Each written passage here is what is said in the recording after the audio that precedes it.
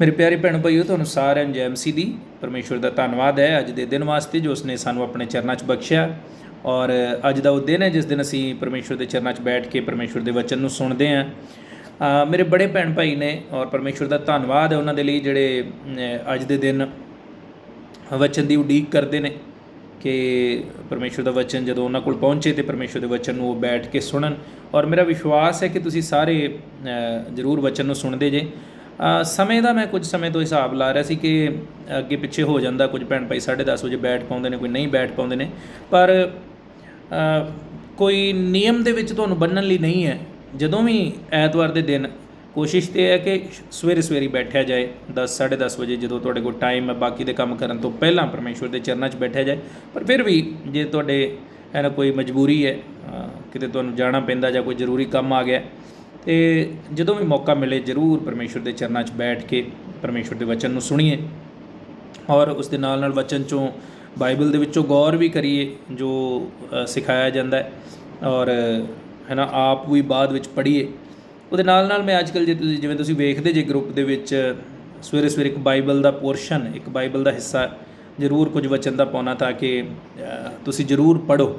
ਹੈ ਨਾ, ਕਈ ਵਾਰੀ ਅਸੀਂ ਬਾਈਬਲ ਨਹੀਂ ਪੜ੍ਹਦੇ ਸਵੇਰੇ, ਪਰ ਮੇਰੀ ਕੋਸ਼ਿਸ਼ ਇਹ ਹੁੰਦੀ ਹੈ ਕਿ ਕੁਝ ਨਾ ਕੁਝ ਜ਼ਰੂਰ ਤੁਸੀਂ ਪਰਮੇਸ਼ਵਰ ਦੇ ਵਚਨ 'ਚੋਂ ਸਿੱਖੋ, ਕੁਝ ਨਾ ਕੁਝ ਜ਼ਰੂਰ ਪਰਮੇਸ਼ਵਰ ਦੇ ਵਚਨ 'ਚੋਂ ਰੋਜ਼ ਦਾ ਹਿੱਸਾ ਮਿਲੇ। ਦੇਖੀਏ, ਜੇ ਤੁਸੀਂ ਇੱਕ ਟਾਈਮ ਵੀ ਰੋਟੀ ਨਾ ਖਾਓ ਤਾਂ ਸਰੀਰ ਕਮਜ਼ੋਰੀ ਮਹਿਸੂਸ ਕਰਦਾ ਹੈ ਨਾ। ਜੇ ਅਸੀਂ ਸਵੇਰੇ ਕਈਆਂ ਘਰਾਂ ਦੇ ਵਿੱਚ ਇਹ ਹੈ ਕਿ ਸਵੇਰ ਦੀ ਰੋਟੀ ਲੇਟ ਖਾਂਦੇ ਆ ਅਤੇ ਰਾਤ ਨੂੰ ਹੈ ਨਾ ਸਮੇਂ ਨਾਲ ਖਾ ਲੈਂਦੇ ਆ, ਅਤੇ ਇਸ ਕਰਕੇ ਭਾਵੇਂ ਨਾ ਲੱਗੇ, ਪਰ ਜਿਹੜਾ ਨੋਰਮਲ ਤਰੀਕਾ ਲੋਕ 3 ਟਾਈਮ ਰੋਟੀ ਖਾਂਦੇ, ਅਤੇ ਜੇ ਤੁਸੀਂ ਸਵੇਰੇ ਖਾਧੀ ਹੈ ਟਾਈਮ ਨਾਲ ਔਰ ਫਿਰ ਰਾਤ ਨੂੰ ਖਾਂਦੇ, ਜੇ ਦੁਪਹਿਰੇ ਨਹੀਂ ਖਾਂਦੇ ਤਾਂ ਤੁਹਾਨੂੰ ਸਰੀਰ 'ਚ ਮਹਿਸੂਸ ਹੋਏਗਾ।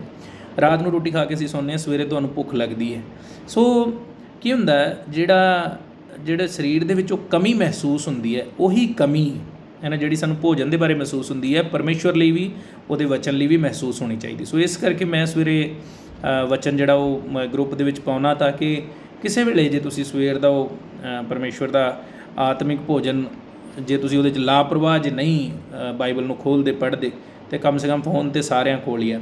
ਉਹਦੇ ਪਿੱਛੇ ਮਕਸਦ ਕੀ ਆ ਉਹਨੂੰ ਪਰਮੇਸ਼ਵਰ ਦੇ ਵਚਨ ਨੂੰ ਉਸ ਗਰੁੱਪ 'ਚ ਪਾਉਣ ਦਾ, ਜਿਹੜਾ ਮੈਂ ਰੋਜ਼ ਪਾ ਕੇ ਭੇਜਦਾ, ਕਿ ਪਰਮੇਸ਼ਵਰ ਵੱਲ ਤੁਹਾਡਾ ਧਿਆਨ ਲੱਗਾ ਰਹੇ। ਹੈ ਨਾ, ਥੋੜ੍ਹਾ ਬਹੁਤ ਪਰਮੇਸ਼ਵਰ ਦੇ ਇਹਨਾਂ ਦਿਨਾਂ 'ਚ ਕਿਉਂਕਿ ਅਸੀਂ ਸੰਗਤੀ ਨਹੀਂ ਕਰ ਰਹੇ, ਮੇਰੀ ਕੋਸ਼ਿਸ਼ ਹੈ ਕਿ ਵੱਧ ਤੋਂ ਵੱਧ ਚਲੋ ਵਚਨ 'ਤੇ ਤੁਹਾਨੂੰ ਜਿਹੜਾ ਐਤਵਾਰ ਮੈਂ ਭੇਜਦਾ ਉਹ ਹੈ ਹੀ ਹੈ, ਉਹਦੇ ਇਲਾਵਾ ਵੀ ਰੋਜ਼ ਦੀ ਰੋਜ਼ ਵੀ ਤੁਹਾਨੂੰ ਕੁਝ ਨਾ ਕੁਝ ਐਸਾ ਭੇਜਿਆ ਜਾਏ ਜਿਹਦੇ ਵਿੱਚ ਹੈ ਨਾ ਤੁਹਾਡਾ ਮਨ ਲੱਗਾ ਰਹੇ, ਪਰਮੇਸ਼ਵਰ ਵੱਲ ਤੁਹਾਡਾ ਧਿਆਨ ਲੱਗਾ ਰਹੇ।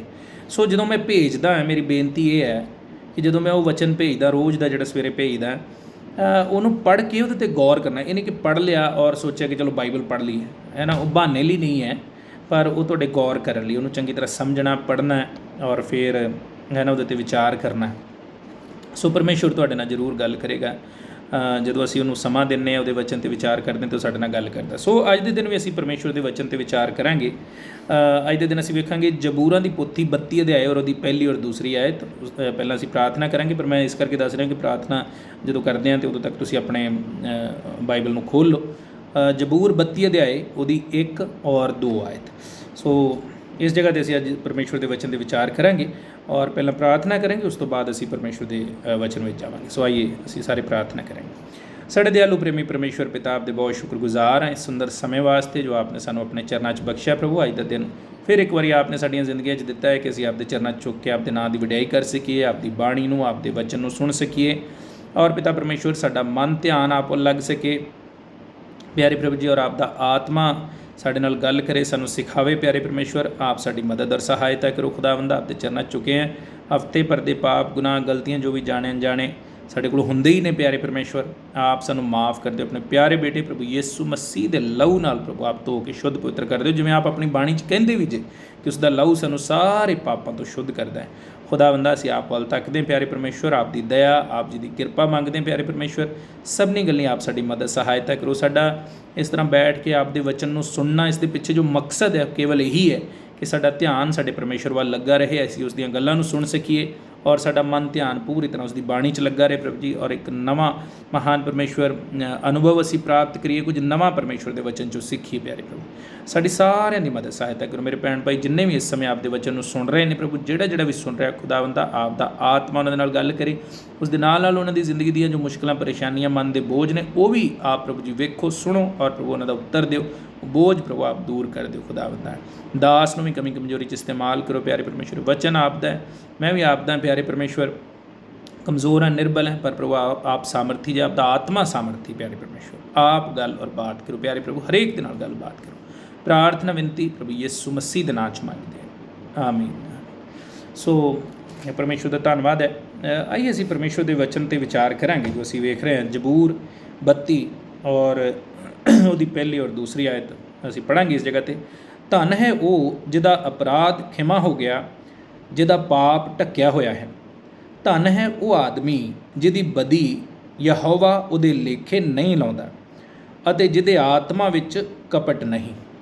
ਸੋ ਪਹਿਲੀ ਔਰ ਦੂਸਰੀ ਆਇਤ ਜਿੱਤੇ ਅਸੀਂ ਵਿਚਾਰ ਕਰ ਰਹੇ ਹਾਂ ਇਸ ਜਗ੍ਹਾ 'ਤੇ, ਜ਼ਬੂਰ 32 ਔਰ ਉਹਦੀ ਪਹਿਲੀ ਔਰ ਦੂਸਰੀ। ਦੇਖੀਏ ਪਹਿਲੀ ਆਇਤ ਵਿੱਚ ਕੀ ਲਿਖਿਆ, ਪਹਿਲੀ ਲਾਈਨ ਕੀ ਕਹਿੰਦੀ ਹੈ, ਧੰਨ ਹੈ ਉਹ ਜਿਹਦਾ ਅਪਰਾਧ ਖਿਮਾ ਹੋ ਗਿਆ, ਹੈ ਨਾ। ਦਾਊਦ ਹੈ, ਔਰ ਦਾਊਦ ਇਹ ਜ਼ਬੂਰ ਲਿਖਦਾ ਹੈ, ਉਹ ਆਪਣੀ ਜ਼ਿੰਦਗੀ ਦੇ ਤਜਰਬੇ ਤੋਂ ਲਿਖਦਾ ਹੈ ਨਾ। ਕੀ ਕਹਿੰਦਾ, ਧੰਨ ਹੈ ਉਹ ਆਦਮੀ ਜਿਹਦਾ ਅਪਰਾਧ ਕੀ ਹੋ ਗਿਆ, ਖਿਮਾ ਹੋ ਗਿਆ।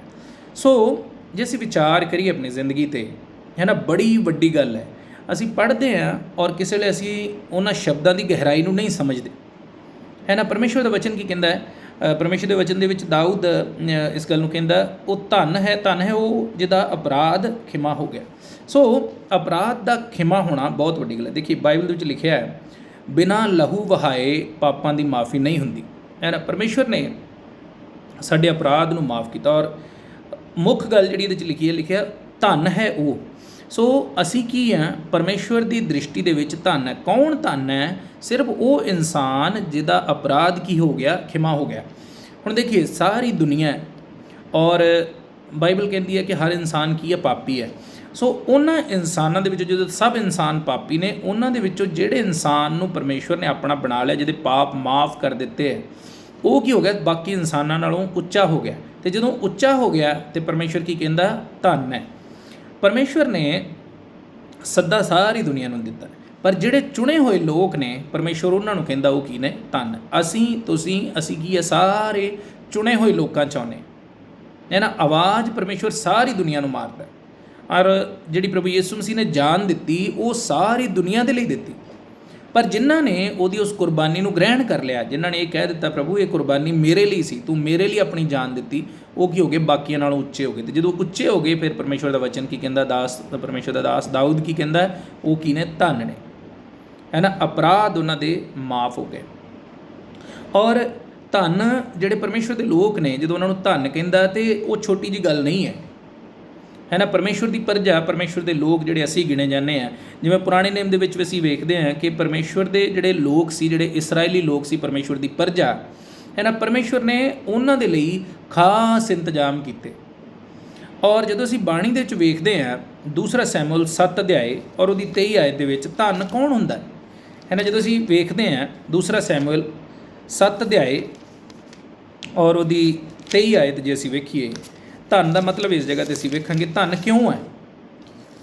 ਪਰਮੇਸ਼ਵਰ ਦਾ ਵਚਨ, ਪਰਮੇਸ਼ਵਰ ਦਾ ਦਾਸ ਦਾਊਦ ਧੰਨ ਕਿਹੜੇ ਹਿਸਾਬ ਨਾਲ ਕਹਿੰਦਾ, ਦੂਸਰਾ ਸੈਮੂਅਲ ਔਰ ਉਹਦਾ 7 ਅਧਿਆਏ ਔਰ ਉਹਦੀ 23 ਆਇਤ ਦੇ ਵਿੱਚ ਪਰਮੇਸ਼ਵਰ ਦਾ ਦਾਸ ਦਾਊਦ ਕਹਿੰਦਾ, ਦੂਸਰਾ ਸੈਮੂਅਲ 7 ਅਧਿਆਏ ਔਰ ਉਹਦੀ 23 ਆਇਤ ਦੇ ਵਿੱਚ, ਅਤੇ ਸੰਸਾਰ ਵਿੱਚ ਤੇਰੀ ਪ੍ਰਜਾ ਇਸਰਾਏਲ ਦੇ ਸਮਾਨ ਕਿਹੜੀ ਕੌਮ ਹੈ। ਪਰਮੇਸ਼ਵਰ ਦਾ ਵਚਨ ਕੀ ਕਹਿੰਦਾ ਹੈ, ਪਰਮੇਸ਼ਵਰ ਦੇ ਲੋਕਾਂ ਦੇ ਸਮਾਨ ਕੋਈ ਨਹੀਂ। ਜਿਨ੍ਹਾਂ ਨੇ ਯਿਸੂ ਮਸੀਹ ਉੱਤੇ ਵਿਸ਼ਵਾਸ ਕਰ ਲਿਆ, ਜਿਹੜੇ ਪਰਮੇਸ਼ਵਰ ਦੇ ਬਣ ਗਏ ਨੇ, ਉਹਨਾਂ ਦੇ ਸਮਾਨ ਇਸ ਦੁਨੀਆ ਦੇ ਵਿੱਚ ਕੋਈ ਨਹੀਂ ਹੈ। ਉਹ ਕੀ ਹੈ, ਬਾਕੀ ਇਨਸਾਨਾਂ ਤੋਂ ਅਲੱਗ ਹੋ ਕੇ, ਬਾਕੀ ਇਨਸਾਨਾਂ ਤੋਂ ਉੱਚੇ ਹੋ ਗਏ, ਤਾਂ ਹੀ ਉਹਨਾਂ ਨੂੰ ਧੰਨ ਕਿਹਾ ਜਾਂਦਾ। ਧੰਨ ਹਰੇਕ ਨੂੰ ਨਹੀਂ ਕਿਹਾ ਜਾਂਦਾ।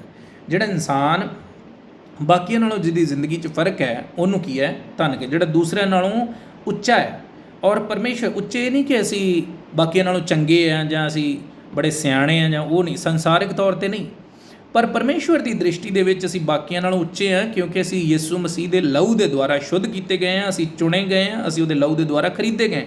ਸੋ ਸਾਨੂੰ ਪਰਮੇਸ਼ਰ ਕੀ ਕਹਿੰਦਾ ਹੈ, ਤੁਸੀਂ ਉੱਚੇ ਜੇ, ਦੂਜਿਆਂ ਨਾਲੋਂ ਵੱਖਰੇ ਜੇ, ਤੁਸੀਂ ਇੱਕ ਅਲੱਗ ਕੀਤੀ ਹੋਈ ਕੌਮ ਜੇ, ਔਰ ਤੁਸੀਂ ਕੀ ਜੇ, ਇਸ ਕਰਕੇ ਧੰਨ ਜੇ। ਧੰਨ ਹੋਏ ਆ ਯਿਸੂ ਮਸੀਹ ਦੇ ਲਹੂ ਦੇ ਕਰਕੇ।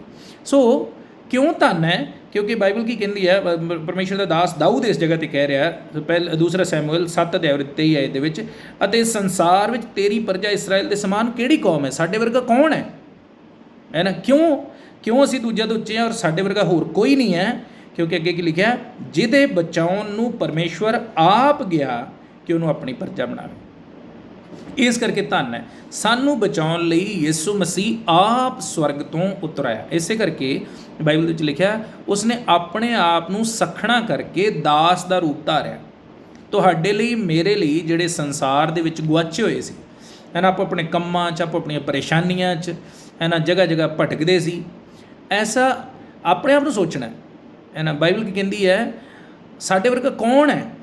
ਜਦੋਂ ਪਰਮੇਸ਼ਰ ਦੇ ਸਾਹਮਣੇ ਆਉਂਦੇ ਜੇ, ਦਾਊਦ ਜਿਹੜੀ ਪ੍ਰਾਰਥਨਾ ਕਰ ਰਿਹਾ ਇਸ ਜਗ੍ਹਾ 'ਤੇ, ਦਾਊਦ ਆਪਣੇ ਲਈ ਕਰ ਰਿਹਾ, ਔਰ ਉਹ ਕਹਿੰਦਾ ਪਰਮੇਸ਼ਰ ਸਾਡੇ ਵਰਗਾ ਜਿਹੜਾ, ਕਿਉਂਕਿ ਦਾਊਦ ਵੀ ਪਰਮੇਸ਼ਰ ਦਾ ਦਾਸ ਸੀ, ਪਰਮੇਸ਼ਰ ਦਾ ਬੱਚਾ ਸੀ, ਪਰਮੇਸ਼ਰ ਦੇ ਉੱਤੇ ਵਿਸ਼ਵਾਸ ਕਰਦਾ ਸੀ ਔਰ ਪਰਮੇਸ਼ਰ ਨੂੰ ਬਹੁਤ ਪਸੰਦ ਸੀ। ਸੋ ਦਾਊਦ ਕੀ ਕਹਿੰਦਾ, ਪਰਮੇਸ਼ਰ ਮੇਰੇ ਵਰਗਾ ਤਾਂ ਕੋਈ ਨਹੀਂ ਹੈ।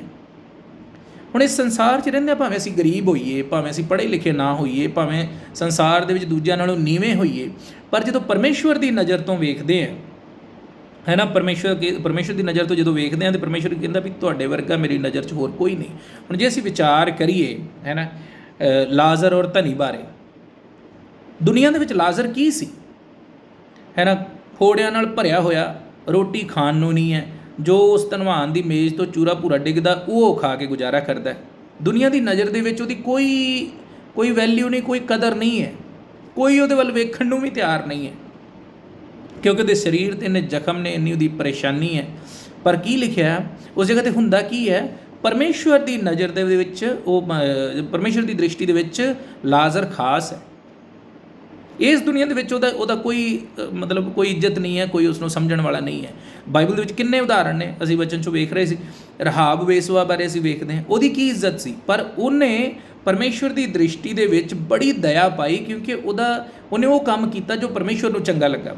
ਰੂਤ ਬਾਰੇ ਅਸੀਂ ਵੇਖਦੇ, ਰੂਤ ਦੀ ਜ਼ਿੰਦਗੀ 'ਚ ਕੀ ਸੀ? ਚਾਰੇ ਪਾਸਿਓਂ ਪਰੇਸ਼ਾਨੀਆਂ, ਹੈ ਨਾ, ਮੁਸ਼ਕਲਾਂ, ਪਰ ਕੀ ਸੀ? ਪਰਮੇਸ਼ਵਰ ਦੀ ਦ੍ਰਿਸ਼ਟੀ ਦੇ ਵਿੱਚ ਉਹਦੀ ਜ਼ਿੰਦਗੀ ਲਈ ਇੱਕ ਖਾਸ ਯੋਜਨਾ ਸੀ। ਪਰਮੇਸ਼ਵਰ ਦੀ ਨਜ਼ਰ ਉਹਦੇ ਲਈ ਫਰਕ ਸੀ। ਪਰਮੇਸ਼ਵਰ ਉਹਨੂੰ ਵੱਖਰੀ ਦ੍ਰਿਸ਼ਟੀ ਨਾਲ ਵੇਖਦਾ ਸੀ, ਜਿਹੜੀ ਦ੍ਰਿਸ਼ਟੀ ਨਾਲ ਸੰਸਾਰ ਵੇਖਦਾ ਸੀ, ਉਸ ਦ੍ਰਿਸ਼ਟੀ ਨਾਲ ਨਹੀਂ, ਹੈ ਨਾ। ਜੇ ਅਸੀਂ ਵਿਚਾਰ ਕਰੀਏ, ਹੰਨਾ ਦੀਆਂ ਆਪਣੀਆਂ ਮੁਸ਼ਕਲਾਂ ਸੀ, ਪਰੇਸ਼ਾਨੀਆਂ ਸੀ, ਰੋਂਦੀ ਸੀ, ਮਿਹਣੇ ਚੱਲਦੀ ਸੀ, ਹੈ ਨਾ, ਸੰਸਾਰ ਦੇ ਵਿੱਚ ਉਹਦੇ ਲਈ ਦੁੱਖ ਸੀ, ਪਰ ਪਰਮੇਸ਼ਵਰ ਦੀ ਦ੍ਰਿਸ਼ਟੀ ਤੋਂ, ਪਰਮੇਸ਼ਵਰ ਦੀ ਨਜ਼ਰ ਦੇ ਵਿੱਚ ਹੰਨਾ ਬਹੁਤ ਖਾਸ ਸੀ।